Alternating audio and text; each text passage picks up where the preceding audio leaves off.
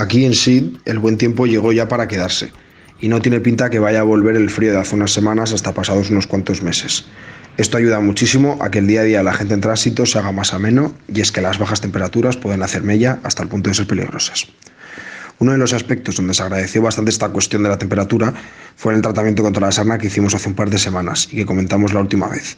Os podéis imaginar lo difícil que habría sido para estas personas proceder con ello si hubiese hecho malo, la ducha por la mañana, la crema por todo el cuerpo, cambiarse de ropa, ir sin zapatos todo el día por esperar a que se desinfecte con el spray, esperar al final del tratamiento para comer, etcétera, etcétera. Por suerte, más allá del buen tiempo, la primera fase del tratamiento resultó ser un gran éxito, considerando la limitación de capacidades del contexto de este squad, que también comentábamos la última vez. La cuestión es que teníamos pensado realizar la segunda fase otra vez con toda la gente que vive ahí, ya que el nivel de contagio puede llegar a ser altísimo, y más aún con las condiciones higiénicas y de salubridad que hay ahí. Sin embargo, tras algo menos de 2 semanas, empezamos a ver cómo muchas de las personas que estaban infectadas antes de la primera fase reaccionaban positivamente. Por suerte, solo 3 de los 25 que viven ahí seguían mostrando las manchas características de la sarna en la piel, durmiendo además estos apartados del resto. También cabe recordar que algunas personas que recibieron la primera dosis del tratamiento se hayan marchado de este squad y que otra gente nueva llegó. Por lo tanto, esperemos que ahora se curen a estas personas que seguían infectadas y que no contagien al resto. Aún así, hay que ser realistas y entender que en este contexto lo mejor que se puede hacer es reducir al máximo la infección, asumiendo que su erradicación absoluta resulta prácticamente imposible. Respecto a esto, también es verdad que fue mucho más fácil para estos chicos proceder con la segunda fase del tratamiento de esta manera, siendo afectados solo 3 de ellos, sabiendo que ahora se encuentran en pleno mes de Ramadán. De otra manera, si todos hubiesen aplicado el tratamiento, tendríamos que haber empezado con el principio del ayuno alrededor de las 4:30 de la mañana para que hubiese dado tiempo a acabar antes de las 7:30 de la tarde, que es cuando se rompe dicho ayuno. Más allá de este asunto, la violencia interna por parte de las autoridades serbias contra la gente en tránsito creció bastante estas semanas si la comparamos con las últimas semanas. Hace poco recibimos un testimonio por parte de un grupo de personas, según el cual fueron arrestados en los alrededores de Sid sin ningún motivo aparente. A raíz de esto, los policías les robaron todo su dinero y móviles para luego encarcelarles durante 5 días. Este acto xenofóbico y discriminatorio, como otros tantos que sufren las personas en tránsito, quedará impune por muy legal que sea. Este grupo de chicos en especial suele estar a lo largo de la semana en un asentamiento apartado de Sid, pero el fin de semana se mueven al campo oficial para gente en tránsito migratorio. Uno de los chicos nos contaba también las condiciones en las que se encuentra todo aquel que está en el official camp, denunciando la discriminación a la que son sometidos para acceder a ciertas facilidades básicas que luego deja mucho que desear. Por lo visto, para conseguir la tarjeta de identificación que les permite entrar ahí, muchas veces las autoridades obligan a los recién llegados a limpiar absolutamente todo durante 1 o 2 días.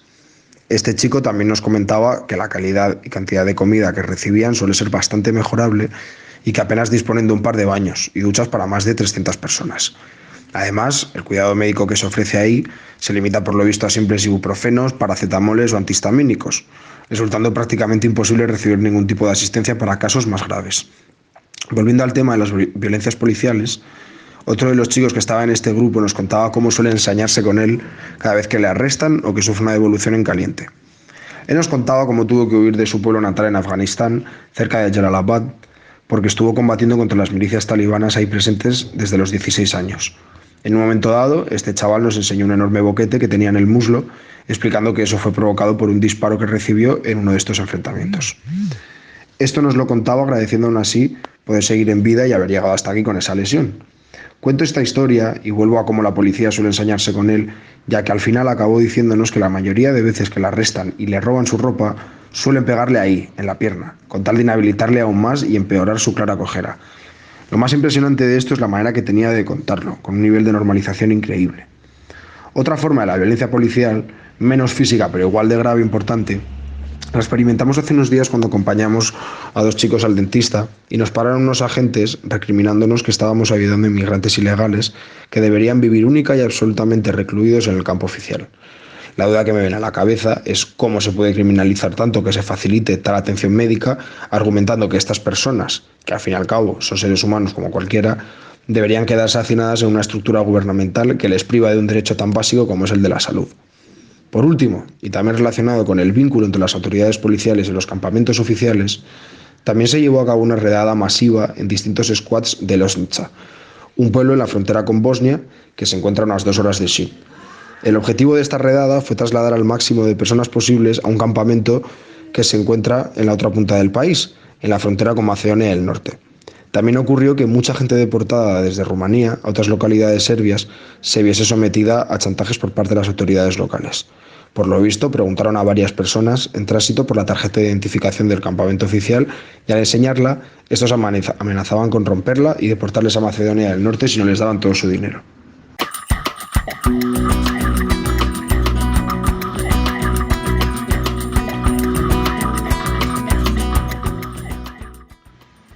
Egunon, buen día, buenos días desde Velika Kladuša. Soy Joseba y voy a hacer un relato de la situación de las personas en tránsito en el área. Son las 16:36 horas de la tarde y podemos escuchar la llamada a la oración de una de las mezquitas locales. Continúa el Ramadán también para las personas en tránsito. En estos momentos, el número de personas en tránsito en la zona de Velika Kladuša, fuera del campo de Miral, se puede calcular en torno a las 600 o 700 personas, aunque es difícil de estimar. A esto hay que sumar las personas que se encuentran en las localidades cercanas de Vojna y Gradina, unas 200, y en Sturlić, unas 120 aproximadamente. Al contrario de Bihać, donde la gran mayoría de personas en tránsito fuera de los campos son hombres adultos, en la zona de Velika Kladuša hay mucha mayor variedad. Varias organizaciones trabajando en la zona han constatado un aumento de las familias en las últimas semanas. Lo cierto es que estamos en contacto con muchas familias, con niños y niñas pequeñas. También hay varias mujeres solas y menores no acompañados. En Vojna y Sturlić hay aún mayor concentración de familias, ya que estas localidades tienen un mejor acceso a la frontera. Sin embargo, aquí las condiciones de supervivencia son más duras y la presencia y ayuda que aportan las diferentes organizaciones es menor que en Velika Kladuša. Por otra parte, mientras en Bihać la mayoría son afganos y pakistaníes, en el área de Velika Kladuša el abanico de nacionalidades es mucho más amplio. Además de Pakistán y Afganistán, hay personas de Siria, Irán e Irak. Hay muchas personas de Argelia y Marruecos que intentan la ruta balcánica, ya que pueden volar a Turquía sin visado. También hay muchas personas que vienen de Bangladesh, y aunque algunas han hecho toda la ruta por tierra, la mayoría vienen desde Dubái, vía Omán e Irán. Hay también en muy pequeño número personas de Egipto, Libia y Sudán, así como de India y Nepal. También hay una persona de Tíbet. Como nota curiosa, el otro día conocíamos en Vojna a una persona de origen cubano que ha llegado a Bosnia vía Armenia desde Moscú y está también realizando su tránsito hacia la Unión Europea. Como consecuencia de las últimas decisiones de las autoridades cantonales en materia de migración de las que hablábamos en el último podcast, esta última semana ha habido varios desalojos en Velika Kladuša. El último ha tenido lugar en el llamado Family Squad, situado en el centro de la localidad. Varias familias, totalizando unas 25 o 30 personas, según varios de los presentes en el lugar, fueron llevadas por la policía y la Organización Internacional para las Migraciones al campo de Sedra. Algunas de las familias han retornado ya a Velika Kladuša y están buscando otros lugares donde dormir. También ha habido desalojos en Vojna, donde la semana anterior 43 personas, entre ellas 19 niños, fueron llevadas a los campos de Borići y Sedra. Uno de los motivos esgrimidos para llevar a cabo estos desalojos es la consideración de la población en tránsito como un serio problema epidemiológico y un riesgo para la población local, tal y como se definía literalmente en las conclusiones de la reunión de autoridades locales a la que nos hemos referido. Sin embargo, el campo de Miral, el último de los 4 campos del cantón en ser puesto en cuarentena, sigue permitiendo la entrada y salida de residentes de manera incontrolada, según nos cuentan varias de estas personas. Con respecto a Bihać, está habiendo menos desalojos en la ciudad, pero desde hace ya varias semanas la policía está impidiendo la entrada a las personas en tránsito y en ocasiones llevándoles de forma forzada al campo de Lipa cuando intentan acceder a la ciudad. Por otro lado, en el área de Kladuša seguimos recibiendo informes de pushbacks violentos. Se acaba de publicar el informe del Border Violence Monitoring Network de marzo, documentando 31 pushbacks violentos, afectando a unas 671 personas en los Balcanes. Nuevamente, aproximadamente la mitad de estas llamadas devoluciones han ocurrido desde Croacia, en esta frontera de Bosnia y Herzegovina en la que nos encontramos. De acuerdo al informe señalado del Border Violence Monitoring Network, las devoluciones de familias completas han aumentado considerablemente en esta primavera. Y si bien los menores acompañados no suelen ser objeto de violencia, en varios casos les ha tocado ver cómo la policía croata golpeaba a sus padres. En casos de menores acompañados sí que hay informes de maltrato y violencia por parte de la policía croata. Por otra parte, muchas familias están intentando cruzar la frontera y pedir asilo directamente en lugar de realizar todo el trayecto, dada la dificultad de caminar toda esa distancia hasta Italia con niños, o bien porque en previos intentos han sido separados de miembros de la familia que han quedado en centros de acogida en Croacia. Sus solicitudes de asilo o de reunificación familiar son sistemática e ilegalmente rechazados por la policía croata, que los devuelve a Bosnia. Algunas de estas devoluciones son pushbacks en cadena desde Eslovenia e incluso desde Italia, en los que participan policías de todos estos países de forma coordinada, una práctica que, como hemos comentado en varias ocasiones, es absolutamente irregular e ilegal. Las personas en tránsito intentan realizar este último trayecto desde aquí hasta Europa sin parar, porque pueden ser detenidos y deportados en cualquier punto de la ruta. Las difíciles condiciones en que se realiza este trayecto han quedado muy bien reflejadas en un pequeño cómic que ha realizado el colectivo de periodismo creativo Bruce and Bow y que ha sido presentado recientemente. Este tránsito es una auténtica odisea. Desde este cantón de Unasana hasta Italia son 225 kilómetros caminando, una auténtica proeza, al modo de los ultratrail tan de moda, pero que en este caso no se hace por motivos deportivos. La diferencia es que se hace sin habituallamientos, sin calzado apropiado, sin GPS, sin dinero y con muchas otras dificultades añadidas. A menudo se camina de noche para no ser visto por la policía y hay que esquivar los sofisticados sensores térmicos de imagen y una gran flota de drones pagados por la Unión Europea. Al terminar, tampoco hay aplausos, ni podiums, ni gloria, solo la sensación de estar quizás un poco más cerca de una vida normal. La meta de este macabro ultratrail de los Balcanes es la Piazza Libertà de Trieste, a donde todas las personas en tránsito en Velika Kladuša aspiran a llegar, en busca de esa libertad que las instituciones europeas dicen defender. Esto es todo desde Velika Kladuša. Un saludo.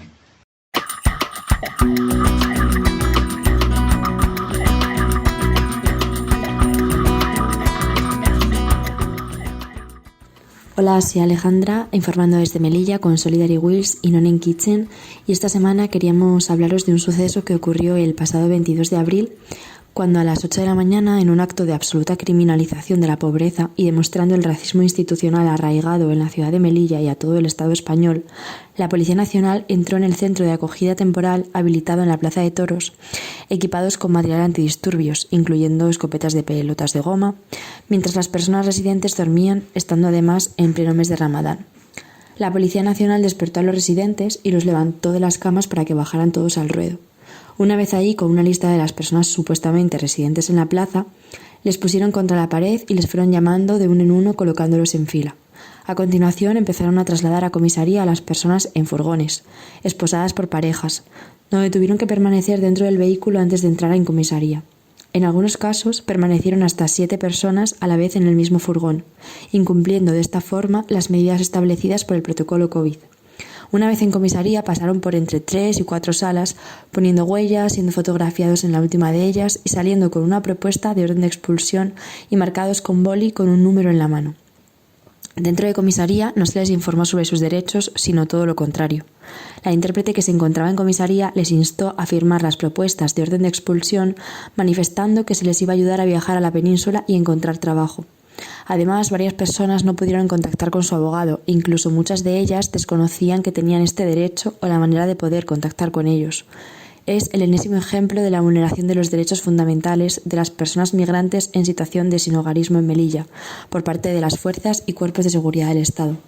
Este caso se diferencia de los anteriores desahucios y destrucciones de chabolas, en cuanto a que esta redada afectó a personas de forma colectiva. Además, como siempre, las personas fueron procesadas sin atender a su condición administrativa individual, en un claro ejemplo de violencia institucional por motivos racistas y aporofóbicos. Prueba de ello, dentro de las personas llevadas esposadas a comisaría, se encontraba un solicitante de asilo, y entre los que recibieron propuestas de órdenes de expulsión se encontraba también un menor de edad, varias personas con pasaporte de nadador, una persona con problemas graves de salud mental diagnosticada de esquizofrenia y una persona que llevaba 30 años viviendo en España. Esta operación policial confirma una vez más la criminalización institucional de la pobreza, del sinhogarismo y de las personas migrantes. Muchas de estas personas son jóvenes extutelados que han pasado por los centros de menores de Melilla y han salido sin la documentación tramitada, encontrando grandes barreras burocráticas para regularizar su situación y sufriendo actualmente las consecuencias de una negligencia administrativa. La policía entró en la vivienda de estas personas, muchas de las cuales llevan más de un año viviendo ahí, vulnerando de esta forma el derecho a la inviolabilidad del domicilio y atentando contra su intimidad. Para que esta operación policial fuera legal, se debería haber presentado una orden judicial. Hasta ahora, sin embargo, no hemos podido averiguar la existencia de esta orden necesaria para este tipo de operación. Lo sucedido demuestra la impunidad y protección con la que actúan las fuerzas y cuerpos de seguridad, dirigidos por un Estado que desprotege a las personas vulnerabilizadas por ser indocumentadas, con el agravante de que estas personas están viviendo en un recurso de acogida temporal gestionada por la Consejería de Políticas y Economía Sociales. Estas personas fueron sometidas a un trato vejatorio, indiscriminado y colectivo, normalizado y tolerado en la ciudad de Melilla por el absoluto racismo y xenofobia instaurado en las instituciones autonómicas y estatales.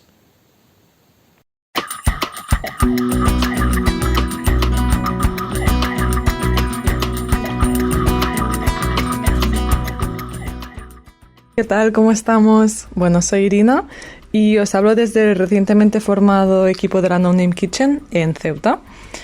Bueno, viendo la necesidad de estar presentes en el terreno, estamos creando red en esta zona fronteriza conjuntamente con Solidary Wheels en Melilla, que imagino que ya conocéis bastante bien a las compañeras. Bueno, creemos interesante empezar estos podcasts con una contextualización geográfica. Como bien sabéis, Ceuta es una ciudad autónoma de España. Para que os hagáis una idea de las dimensiones, deciros que hay unos 18,5 kilómetros cuadrados de superficie, lo cual es bastante chiquitito, y una de las características principales de territorio es que nos encontramos una frontera física entre el continente africano y la Unión Europea. Esta está materializada con 8 kilómetros de valla hecha de alambre con cables cortantes, alambres de púas y muchísima vigilancia. El año pasado, en 2020, se elevó esta valla hasta los 10 metros de altura y las concertinas fueron sustituidas por peines invertidos. Sin embargo, al igual que Melilla, es importante destacar que Ceuta tiene un régimen especial según el cual no es espacio Schengen. Esto significa que a pesar de encontrarnos en la Unión Europea, una vez estás en Ceuta, no tienes este libre movimiento de ir, por ejemplo, hasta la península. Entonces, ¿cuál es el contexto con el que nos encontramos en Ceuta? Bien, en Ceuta hay por un lado las personas migrantes, con los diferentes perfiles que puede ver dentro de las personas migrantes. Hay personas que son solicitantes de asilo, personas que no, personas que viven en la calle, personas que viven en centros de menores, en centros de acogida, etc. Y luego nos encontramos también con personas que llevan residiendo en Ceuta muchísimos años, pero que sin embargo se encuentran en situación irregular. Bueno, pues lo dicho, estas son especialmente pues personas individuales o familias, muchísimas familias, que llevan aquí muchos años, que posiblemente tengan hijos e hijas que hayan nacido aquí, pero que se encuentran en situación irregular, víctimas de un limbo administrativo, de unos procesos burocráticos súper tediosos y que a la vez son muy diferentes de cómo son en la península, porque aquí en Ceuta, al igual que en Melilla, hay muchísimas especialidades burocráticas y muchísimas trabas con las que nos encontramos en la península. Entonces, bueno, también creemos importante contar un poquito cómo las personas consiguen entrar aquí en Ceuta, ¿no?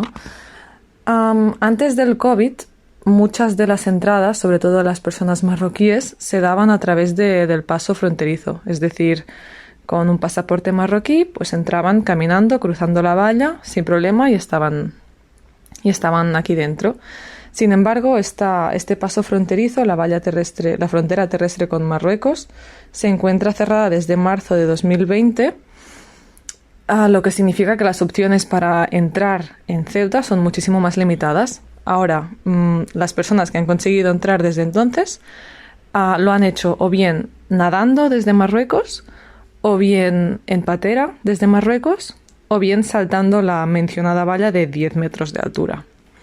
Entonces, esto no significa que hayan llegado menos personas de las que llegaban los años anteriores, sencillamente significa que estamos dificultando muchísimo más el acceso y pues las únicas opciones para acabar entrando en Ceuta y así poder seguir hacia Europa continental son muchísimo más peligrosas, y es una realidad con la que aquí en Ceuta se vive a diario. Se vive con personas desaparecidas en el mar, con cuerpos de personas fallecidas que aparecen y bueno, pues una realidad muy trágica, la verdad. Bueno, pues este es un poquito lo que os queríamos contar en este primer podcast. Vamos a tener tiempo para ir profundizando en temas más concretos, en los tipos de violencia con los que se encuentran los chavales al estar aquí, las familias, trabas administrativas y burocráticas, violencias físicas, psicológicas, verbales, etcétera. Y bueno, esperamos también poder compartir con vosotros y vosotras pues algunas felicidades, algunas alegrías, y que nos acompañéis en estos podcasts. Así que nada, muchísimas gracias por escucharnos y nos vemos la semana próxima. Un abrazo.